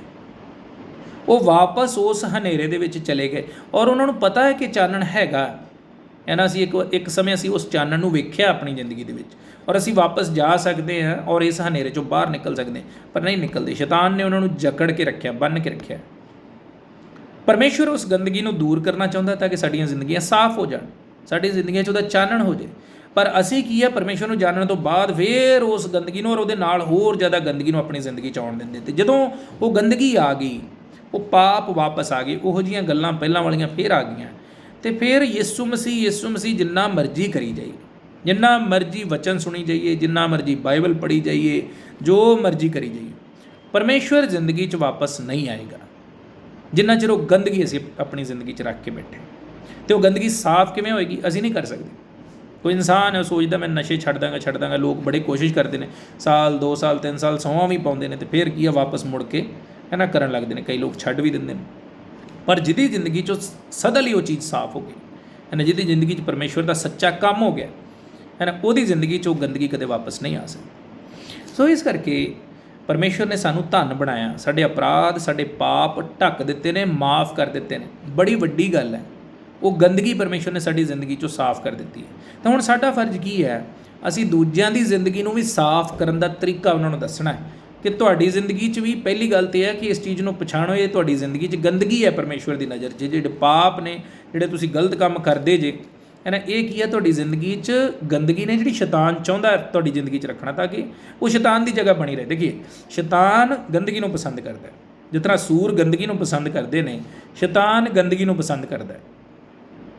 ਔਰ ਜੇ ਜੀਵਨ 'ਚ ਗੰਦਗੀ ਹੈ ਤਾਂ ਫਿਰ ਸ਼ੈਤਾਨ ਦੀ ਉਹ ਜਗ੍ਹਾ ਹੈ। ਜੇ ਸਾਡੀ ਜ਼ਿੰਦਗੀ 'ਚ ਗਲਤ ਗੱਲਾਂ ਨੇ, ਗੰਦਗੀ ਭਰੀ ਪਈ ਹੈ, ਹੇਰਾ ਫੇਰੀਆਂ, ਚੋਰੀਆਂ, ਔਰ ਤਰ੍ਹਾਂ ਦੀਆਂ ਜੋ ਮਾੜੀਆਂ ਗੱਲਾਂ, ਜੇ ਉਹ ਨੇ, ਤਾਂ ਫਿਰ ਉਹ ਸ਼ੈਤਾਨ ਦੀ ਜਗ੍ਹਾ ਹੈ, ਕਿਉਂਕਿ ਉਹਨੂੰ ਉਹ ਚੀਜ਼ ਪਸੰਦ ਹੈ। ਪਰ ਜੇ ਉਹ ਸਫਾਈ ਹੋ ਗਈ, ਉਸ ਜਗ੍ਹਾ ਤੋਂ ਉਹ ਗੰਦਗੀ ਦੂਰ ਹੋ ਗਈ, ਪਰਮੇਸ਼ਵਰ ਨੇ ਪਾਪ ਢੱਕ ਦਿੱਤੇ, ਅਪਰਾਧ ਮਾफ़ ਕਰ ਦਿੱਤੇ, ਉਹ ਗੰਦੀਆਂ ਗੱਲਾਂ, ਉਹ ਸਭ ਕੁਝ ਜ਼ਿੰਦਗੀ 'ਚੋਂ ਗੰਦਗੀ ਦੂਰ ਕਰ ਦਿੱਤੀ, ਅਤੇ ਫਿਰ ਉਹ ਜਗ੍ਹਾ ਪਰਮੇਸ਼ਵਰ ਦੀ ਹੈ। ਸੋ ਦੋਵਾਂ ਚੀਜ਼ਾਂ ਦਾ ਫਰਕ ਹੈ। ਜਿਹਦੇ ਲਈ ਤੁਸੀਂ ਜਗ੍ਹਾ ਬਣਾਓਗੇ, ਉਹ ਹੀ ਰਹੇਗਾ ਆ ਕੇ, ਜਿਹਦੇ ਲਈ ਤੁਸੀਂ ਜੈਸੀ ਜਗ੍ਹਾ ਤਿਆਰ ਕਰੋਗੇ, ਆਪਣੇ ਦਿਲ ਦੀ ਜਗ੍ਹਾ ਜਿਹਦੇ ਲਈ ਤਿਆਰ ਕਰੋਗੇ, ਉਹ ਹੀ ਰਹੇਗਾ। ਫਿਰ ਤੁਸੀਂ ਬਿਨਾਂ ਸ਼ੱਕ, ਜੇ ਤੁਸੀਂ ਜ਼ਿੰਦਗੀ 'ਚ ਆਪਣੀ ਜ਼ਿੰਦਗੀ ਦੇ ਵਿੱਚ ਮਾੜੀਆਂ ਗੱਲਾਂ ਰੱਖਦੇ ਆ, ਗਾਲਾਂ ਰੱਖਦੇ ਆ, ਹੇਰਾ ਫੇਰੀਆਂ ਔਰ ਮਾੜੀ ਨੀਤ ਰੱਖਦੇ ਆ, ਚੋਰੀ ਰੱਖਦੇ ਆ, ਚੋਰੀ ਭਾਵੇਂ ਸਰਕਾਰ ਦੀ ਹੋਵੇ ਅਤੇ ਭਾਵੇਂ ਕਿਸੇ ਦੀ ਹੋਵੇ, ਕੋਈ ਵੀ ਚੀਜ਼, ਕੋਈ ਵੀ ਐਸੀਆਂ ਗੱਲਾਂ ਰੱਖਦੇ ਆ, तो फिर वो जगह शैतान दी। बिना शक तुसी गिरजे आउंदे जे, बिना शक तुसी बाइबल पढ़ते जे, बिना शक तुसी प्रार्थना करते जे, बिना शक तुसी जो मर्जी करते जे, वो जे वो चीज़ां जिंदगी च रखियां तो फिर वो जगह जिहड़ी अंदर है, तुहाडा शरीर बिना शक परमेश्वर के घर च बैठा होए, तुसी संगत भी करते जे, गीत भजन भी बोलते जे, वो सिर्फ बाहरों बाहरों होएगा, जुबानी कलामी होएगा। इस करके बाइबल कहती है ये लोग, परमेश्वर की कहता है ये लोग बुल्लां तो मेरा आदर करते हैं पर दिल की है मैथों दूर है। भाव की है, बुल्लां तो मैं तो अंदर शैतान है। अंदर इन्होंने गंदगी रखी, वो जगह इन्होंने शैतान नूं दित्ती है, असल दे विच अपने अंदर उन्होंने बिठाया। वो जगह इन्होंने क्योंकि उत्थे गंदगी रखी है, इस करके उही बैठा है। तो मूँह की है मेरा आदर करते, बुल्लां तो मेरा आदर करते, इन्हें मैनू प्रभु प्रभु कहते हैं, जय मसीह दी कहते हैं, गीत भजन बोलते हैं, कई कुछ। सो कहने का मतलब की है, असली जगह अंदर दी है, वो किनू दिन्ने असीं? ਉਹਦੇ अंदर ऐसे इंसान के अंदर ही परमेश्वर है जिहदे अपराध माफ़ हो गए, जिहड़ा अपनी गंदगी नूं दूर कर चुकिया, जिहदी गंदगी परमेश्वर ने दी जिंदगी चों हटा दी, जिन्हें पाप अपनी जिंदगी चों दूर कर ले। पर जे अजे भी साडा ध्यान उधर ही है, तो फिर यीशु मसीह कहण ना, प्रचार सुनन ना, जो मर्जी करी जाओ, है ना, फिर कोई मतलब नहीं है। परमेश्वर नूं भी उस गल नाल कोई मतलब नहीं है। सो इस करके जे असीं परमेश्वर दे विच चलदे हैं, पहली गल परमेश्वर ने साडी जिंदगी चों वो गंदगी दूर करके सानू धन बनाया, वो अपराध माफ़ करके, वो पाप साडे दूर करके, ढक के, पिछां सुट के उन्हें की है सानू साफ किया। हुण वो जगह जे साफ की जगह तो वो परमेश्वर की जगह, इस करके वो जगह परमेश्वर की ही रहनी चाहिए। जे असीं गंदगी वापस लियाउने तो फिर वो जगह शैतान की हो जाती। फिर की लिखा अगे दूसरी है, धन है वो आदमी जिहदी बदी यहोवा उहदे लेखे नहीं लाउंदा। सो जे बदी साडे, जे अपराध, जे पाप साडे परमेश्वर साडे लेखे लावे तो फिर साडे लिए की है, परमेश्वर ने एक सज़ा रखी। जिहड़ी दुनिया है, जिहड़े लोग परमेश्वर को ग्रहण नहीं करते, उन्हां दा अंत यही है कि उन्हां दी बदी उन्हां दे लेखे लाई जानी, उन्हां दे पाप उन्हां दे लेखे लाए जाने। परमेश्वर ने उन्हां दा हिसाब उन्हां दे कोलों लैना ही है। वो कदों बदी दूर हुंदी है, वो कदों बदी इंसान दे लेखे नहीं लगती, जदों वो बदी यीशु मसीह जिन्हें वो बदी पहला ही, वो साडे पाप जिहड़े, साडी बदी, साडी बुराई, साडे अपराध जिहड़े उन्हें अपने आप ते पहला ही चुक लए है, जदों असीं उहदे ते विश्वास कर लैंदे तो फिर वो साडी बदी साडे लेखे नहीं लगती, क्योंकि उहदे लेखे लग चुकी है। इस करके बाइबल की कहती, उन्हें साडे अपराधां नूं चुक लिया है ना, उन्हें अपने शरीर उत्ते उस बदी की सज़ा जिहड़ी साडी सी वो झल चुका, वो खत्म हो गई गल। पर वो कदों सानू मिलती है वो माफ़ी और ये बदियां तो जिहड़ा साडा लेखा होना, कदों सानू इस लेखे तो छुटकारा मिलता, जदों असीं यीशु मसीह ते विश्वास करते, जो कि तुसीं और मैं कीता है। सो की है, असीं धन है, कि लिखा धन है वो आदमी जिहदी बदी यहोवा उहदे लेखे नहीं लाउंदा। हुण साडे लेखे नहीं लगने, पर जिहड़े इंसान ने प्रभु ते विश्वास नहीं किया, प्रभु नूं ग्रहण नहीं किया, उहदी बदी परमेश्वर उहदे लेखे लाएगा, उहदा बदला उन्होंने देगा, जैसा उन्हें किया उहदा फल उन्होंने देगा। वो जिहड़े लोग प्रभु ते नहीं विश्वास करते, उन्हां दे लई वो चीज़ बिल्कुल सच है। पर असी की है, जिवें दे विच लिखिया, असी धन है। धन क्यों है? क्योंकि साडी बदी साडे लेखे नहीं लगनी, साडे पाप साडे लेखे नहीं लगने, साडे अपराध साडे लेखे नहीं लगने, सानू न्याय दे विच परमेश्वर नूं हिसाब नहीं देना पैना, क्योंकि साडा हिसाब हो चुक्या और वो हिसाब यीशु मसीह ने साडे लई पहले ही कर दिता। उन्हें जिहड़ी कीमत, जिहड़ी सज़ा है ना, लेखे लाउण दा की मतलब है? जदों असीं किसी दा हिसाब किताब करते हैं, भावें पैसे धेले दा ही होवे, तो उहदा मकसद की हुंदा उहदे पिछे? क्योंकि असीं उहदा हिसाब किताब करके उहदे कोलों कुछ सोचते हैं कि जिहड़ा साडा बनदा वो इहदे कोल असीं लईए, उहनूं उहदे लेखे लाउणा हिसाब किताब। और जिहड़े पापां दा लेखा परमेश्वर ने लैणा, वो इसे करके ही है ताकि जो बनदा, उन्हां दा फल बनदा इंसान दा, जो उन्हें बदियां कीतियां, जो पाप किए, जो अपराध किए, जो उन्हें यीशु मसीह ते विश्वास नहीं किया, तो उन्होंने बदियां दा फल उन्होंने दवे। तो वो फल की है? परमेश्वर उन्होंने सदा दी अग दे विच भेजेगा। सो छोटी गल नहीं है। परमेश्वर साडे तो साडियां बदियां दा, साडे पापां दा लेखा नहीं लएगा। क्यों नहीं लएगा? क्योंकि उहदा लेखा पहला ही यीशु मसीह दे चुक्या साडे लई। जदों उन्हें साडे अपराधां नूं, साडे पापां नूं अपने उत्ते ग्रहण कर लिया, उन्हें कहा कि ये अपराध इहदे नहीं है, मैंने ये पाप इहदे लई मैं ले लेने, तो फिर की हो गया है ना, माफ़ी मिल गई।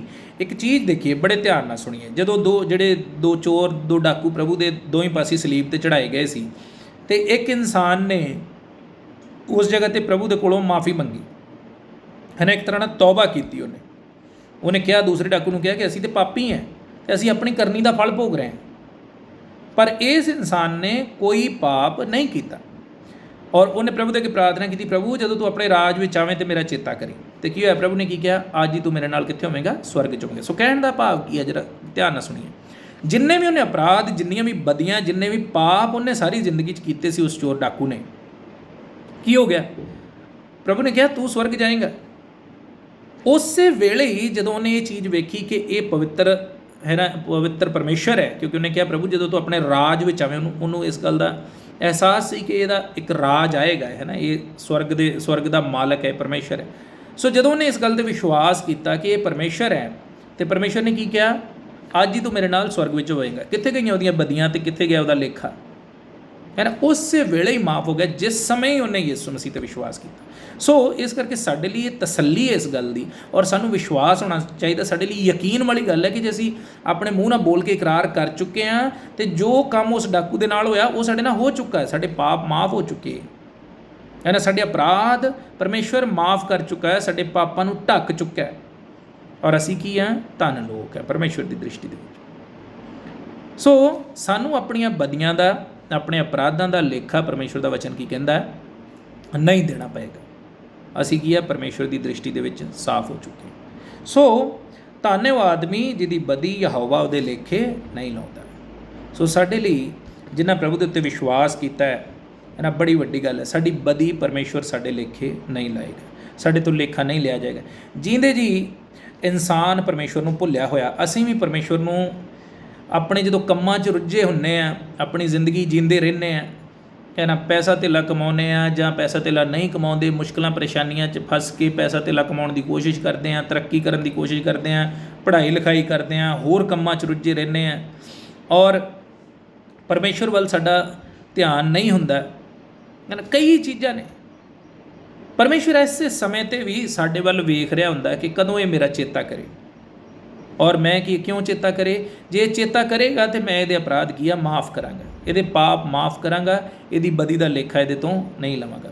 परमेश्वर हर इंसान की उड़ीक विच है, जिहड़ा भी अज पापी इंसान है परमेश्वर की उड़ीक कर रहा है, क्योंकि अपने पापां तो मुड़े, है ना, इकरार करे, उस डाकू वांग मैनूं परमेश्वर मन्ने, अपने मूँह तो बोल के ये गल मन्ने कि मैं पापी हाँ, है ना, मैं अपराधी हाँ, तो प्रभु यीशु मसीह तू परमेश्वर है, तू मेरे अपराध माफ़ कर, तो मैं की आ हुणे ये अपराध माफ़ करके ये पाप ढक के, है ना, ये बदी ये लेखों हटा दें, क्योंकि उसका लेखा प्रभु यीशु मसीह दे चुका है। सो इस करके धन है पहली गल, है ना, परमेश्वर ने सानू माफ़ किया, सानू अपने लोक बनाया। कौन है साडे वर्गा जो असीं परमेश्वर के वचन चों वेखिया, कौन है साडे वर्गा जिहदे लई साडा परमेश्वर आप उतर आया, और सानू है ना अपनी जिंदगी जींदियां नूं एक दिन अचानक आवाज़ मार के कहा तुसीं मेरे कीजे बच्चे, और असीं जदों उहनूं ग्रहण किया तो साडी जिंदगी साडा मालक बन गया। सो पहली गल असीं धन है, और दूजी गल जो खास वेखी है उस पहली गंदगी नूं जिंदगी 'च वापस ना आउण दईए, क्योंकि जे वो आई तो परमेश्वर दूर हो जाएगा, शैतान वापस आ जाएगा, है ना, उहदे काम वो जगह उहदी बन जाएगी। और शैतान जिथे आएगा, है ना, शैतान ये ना सोची कि कोई इंसान है और आके बह जाएगा, कम्मां द्वारा जार होएगा, और जैसी साडी हालत होएगी वो तो जार होएगा कि साडे अंदर कौन है। जे जिंदगी मुश्किल परेशानियां हरेक की जिंदगी ने, पर जे फिर भी शांति ना उन्होंने चीज़ों का सामना कर रहे जे, तो जे तुहाडे अंदर हिम्मत एक परमेश्वर ने दी है, मतलब तुहाडे अंदर परमेश्वर है। पर जे मुश्किल परेशानियां दे विच निराश जे, परेशान जे, दुखी जे, इहदा मतलब कि अंदर परमेश्वर नहीं है, अंदर गंदगी है, और गंदगी दे करके दुष्ट अंदर है, और वो जिंदगी हमेशा परेशानी ही लियाएगा। शांति, खुशी मुश्किल परेशानियां च हिम्मत, ताकत, बल सिर्फ परमेश्वर दे सकते, और वो अंदर ही है जिन्हें अपने अंदर अच्छाई नूं बना के रखे, जिन्हें अपना अंदर साफ रखता जिहड़ा है ना। धूड़ मिट्टी उड़दी है, पापां दी गंदगी साडी जिंदगी च आ ही जाती है, पर उसदा हल की है, जदों भी आवे प्रभु के सामने प्रार्थना करनी, प्रभु कोलों माफ़ी मंगनी, वो जगह साफ रहेगी, है ना। जे असीं परवाह ही नहीं करते, जो भी करी जाने, उठते हैं, परमेश्वर नूं चेते कीता नहीं कीता, है ना, अपने कम्मां 'च रुझे हैं, फिर वो गंदगी भरती जाएगी, भरती जाएगी, भरती जाएगी, और एक दिन वो जगह वो टाइम आ जाएगा जो जगह रहन लायक नहीं बनेगी, परमेश्वर, है ना, वो जगह रहन लायक नहीं रहेगी, परमेश्वर के वसन लायक नहीं रहेगी। पर जे थोड़ी थोड़ी आउंदी जाती है, रोज़ असीं कोई गलती गुनाह करते हैं, हुंदे ही हर एक हुंदे, तो परमेश्वर को माफ़ी मंगते हैं, वो जगह साफ रहेगी। यही हल है। कोई परमेश्वर नहीं बन सकता, कोई सिद्ध नहीं बन सकता। संत जे कहिए भी परमेश्वर की दृष्टि कोई इंसान बहुत ज़्यादा इन्ना सिद्ध हो जाए कि उसकी जिंदगी कोई पाप ही नहीं, ऐसा हो ही नहीं सकता। बाइबल कहती है इस दुनिया सिर्फ यीशु मसीह परमेश्वर सिद्ध है, होर कोई नहीं, वो नहीं हो सकता। पर साडा हल की है कि जिमें जिमें साडे कोल गलतियां होंदियां ने उस वेले परमेश्वर को सच्चे दिलों माफ़ी मंगीए, पछताइए और परमेश्वर को माफ़ी मंगीए, तो वो जगह साफ रहेगी। नाल दी नाल उस गंदगी को हटाते जाइए, जमा ना होने देइए, तो परमेश्वर की है साडी जिंदगियां च वासा करेगा। परमेश्वर तुहानूं सारिआं नूं बरकत दे। आइए प्रार्थना करेंगे। प्रभु जी आपका धन्नवाद शुक्र करते सुंदर समय लिए, बहुत शुक्रगुजार हैं पिता जी, आपने वचन चों साडे नाल गलबात की। सचमुच असीं धन है इस करके क्योंकि असीं इस दुनिया तो वखरे हैं। साडे लई साडा परमेश्वर स्वर्ग छड्ड के इस दुनिया च उतर के आ गया, आप उतर आया कि सानूं पाप चों, उस पाप की गंदगी चों खिंच के पासे लै आवे, बाहर कढ लवे और साडियां जिंदगियां नूं धो के यीशु मसीह के लहू नाल धो के साफ करके शुद्ध करके अपने रहण दे लायक बनावे। और प्रभु इस करके असीं धन्नवाद कि आपने साडे लई प्रभु इन्ना महान काम कीता है। साडियां जिंदगियां चाहे साडियां जिंदगियां नूं अपना निवास स्थान बनाया, साडे दिलां नूं अपना निवास स्थान बनाया। प्रभु साडे लई इस तो वड्डी आदर खुशी की गल कोई नहीं है। जे परमेश्वर साडे अंदर है तो बाहरों आने वाली मुश्किलां साडा कुछ नहीं बिगाड़ सकदियां, क्योंकि साडे अंदर साडा वो परमेश्वर है जिहड़ा उन्हां मुश्किलां नाल लड़दा है, सानूं हिम्मत दिंदा, सानूं ताकत दिंदा, सानूं बल दिंदा है और असीं हर मुश्किल का सामना कर पाउंदे हैं। प्रभु जी मेरी प्रार्थना जिन्हां मेरे भैणां भाईआं ने ग्रहण नहीं किया, आप दे उत्ते विश्वास नहीं किया प्रभु जी, प्रभु यीशु मसीह नूं ग्रहण नहीं किया, प्रभु उन्हां दे नाल भी गलबात करो, वो भी अपने पापां तो तौबा करन, आप वल मुड़न और प्यारे परमेश्वर पिता प्रभु उस सच्ची खुशी नूं, सच्ची शांति नूं और उस सफाई नूं अपने दिल विच पाउण, ताकि प्यारे प्रभु यीशु मसीह परमेश्वर उस जगह ते उन्हां दिलां 'च वास कर सके। जिहड़े असीं विश्वासी हां साडी मदद करो, असीं अपनी जिंदगी 'च पाप की गंदगी नूं जमा ना होण दईए प्रभु, हमेशा आप दे सामने झुकीए अपने पापां गुनाहां की माफ़ी मंगीए, ताकि साडे दिल की जगह, साडे दिल की जमीन, साडे दिल का वो घर साडे परमेश्वर के रहण लायक बनिया रहे। प्यारे प्रभु बड़ी मदद करो। धन्नवाद अज के दिन वास्ते मेरे भैणां भाई नूं बड़ी बरकत दिओ, हर एक के साथ हो प्रभु यीशु मसीह के नाम च मंगते हैं, आमीन। हुण साडे पिता परमेश्वर का प्रेम, प्रभु यीशु मसीह की कृपा और पवित्र आत्मा की संगति हुण तो लैके सदा तक साडे सारिआं दे नाल, परमेश्वर के सबना लोकां दे नाल हमेशा बनी रहे, आमीन। सो परमेश्वर तुहानूं सारिआं नूं बरकत दे। इस वचन नूं जरूर पढ़िए, गौर करिए, विचार करिए, परमेश्वर के सामने झुकीए, है ना, और प्रभु को मंगिए कि प्रभु मैनूं हिम्मत दे, मेरे दिल दे विच पाप की गंदगी जमा ना होवे, ताकि मेरे दिल दे विच तेरा वासा बनिया रहे और हमेशा प्रभु के सामने अपने आप को नीवां करिए और अपनी गलतियों की माफ़ी मंगते रहिए। प्रभु तुहानूं बरकत देवे।